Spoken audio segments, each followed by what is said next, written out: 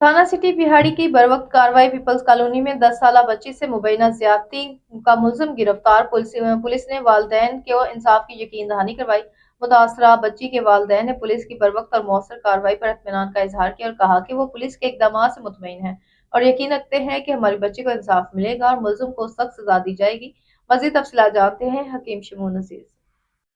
थाना सिटी की हदूद पीपल्स कॉलोनी जेड ब्लॉक में एक इंतहाई अफसोसनाक वाक़या पेश आया, जहां मेहनत मजदूरी करने वाले नज़ीर अहमद की 10 साला बेटी खतीजा अपने घर के करीब मौजूद दिलशाद किराना स्टोर पर चीज़ लेने गई, मगर कुछ देर गुजरने के बावजूद वापस घर ना पहुंची।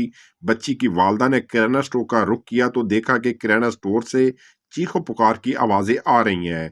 मुलजम दिलशाद मुबीना तौर पर बच्ची के साथ ज़बरदस्ती ज्यादती करने की कोशिश कर रहा था। वालदा के शोर मचाने पर अहले इलाका मौके पर जमा हो गए। इलाके के अफराज ने मुलजम को पकड़ने की कोशिश की तो वो दुकान के पिछले घर के दरवाजे से फरार हो गया। इस मौके पर अहले इलाका ने फौरी तौर पर 15 एमरजेंसी कॉल की। इतला मिलने पर SHO थाना सिटी विहाड़ी मजर फरीद गोंदल मौके पर पहुंचे, जय वकूआ का जायजा लिया और मुतासरा बच्ची के वालिदैन का बयान रिकॉर्ड किया। पुलिस ने बरवक्त कार्रवाई करते हुए मुलजम दिलशाद को गिरफ्तार करके सलाखों के पीछे बंद कर दिया।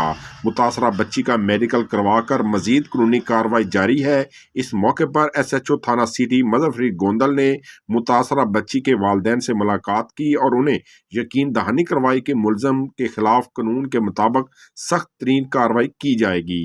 उन्होंने कहा कि जना व बल जबर के जराए में मुलवस कोई भी मुलजम रायत का मुस्तक नहीं और इंसाफ के तकाजे पूरे किए जाएंगे। मुतासरा बच्ची के वालिदैन ने मीडिया से गुफ्तगू करते हुए कहा कि पुलिस की बरवक्त और मौसर कार्रवाई पर इत्मीनान का इजहार किया और कहा कि वो पुलिस के इकदाम से मुतमिन है और यकीन रखते हैं कि हमारी बच्ची को इंसाफ मिलेगा और मुलजम को सख्त सजा दी जाएगी।